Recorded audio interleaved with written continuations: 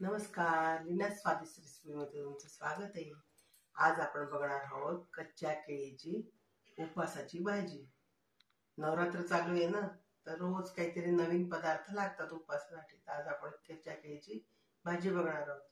त्यासाठी काय काय साहित्य लागतं ते बघूया आपण। चला तर मग ह्या कच्च्या केळी कापलेल्या आहेत, याचं साल काढून त्याच्या फोडी केलेल्या आहेत। जिरं लागेल, तिखट लागेल, दाण्याचं कूट, मीठ, कोथिंबीर आणि तेल लागेल आपल्याला।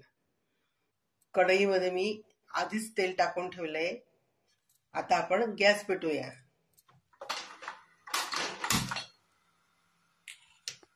तेल तापलंय, जिरं टाकलं,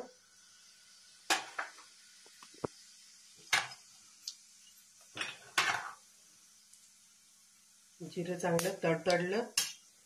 आता आपण केळीचे फोडी टाकूया।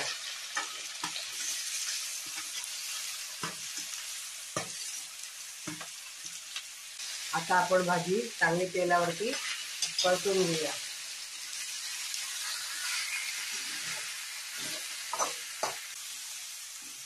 सगळ्या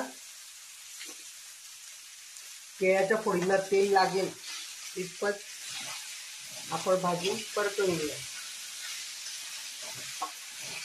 मीठ टाकून घेऊ।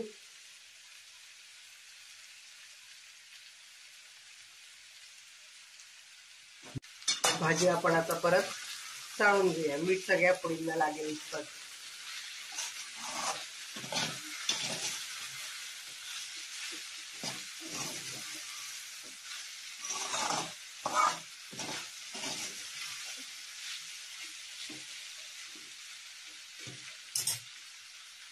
थोडी कोथिंबीर आता टाकू आणि थोडी नंतर टाकू।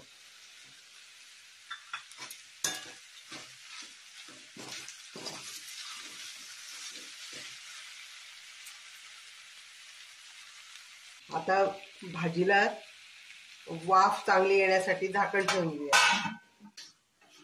झाकण काढून बघूया कितपत भाजी झाली आहे ते।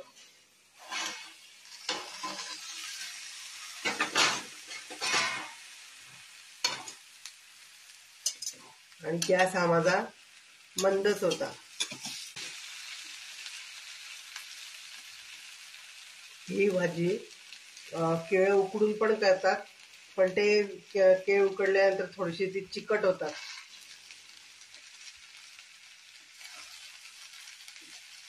म्हणून मी कच्ची केळी साल काढून त्याच्या फोडी करून भाजी करते। आणि करायला पण ही भाजी सोपी आहे। आता आपण भाजीत तिखट टाकून घेऊया।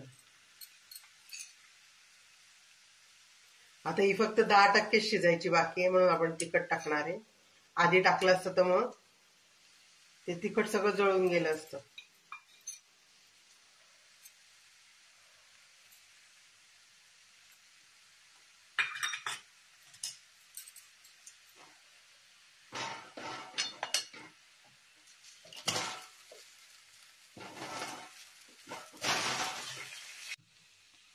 आता दाण्याचं कूट टाकून घेऊ।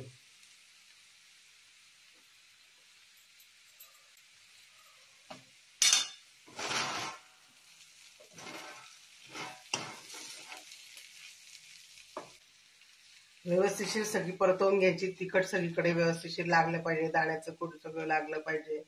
आणि आता आपण एक चांगली वाफ काढून घेऊया दणदणीत आणि गॅस बंद करू। मग आता मी झाकण ठेवलंय।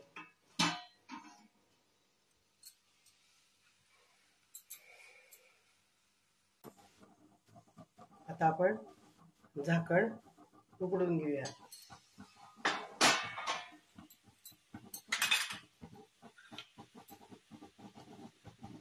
आपली भाजी झाली तयार।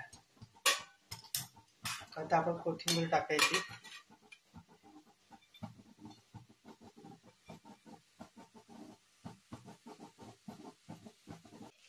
आता मी गॅस बंद करून देते।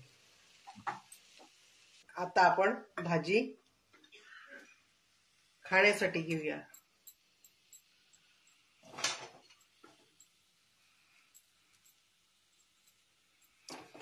अशा प्रकारे आपली कच्च्या केळीची भाजी तयार झाली. माझी रेसिपी तुम्हाला कशी वाटली ते तुम्ही मला कमेंट मध्ये सांगा आणि तुम्हीही करून बघा. माझ्या चॅनलला लाईक करा, शेअर करा आणि सबस्क्राईब करा. आता परत भेटू आपण पुढच्या रेसिपीमध्ये. Bye bye.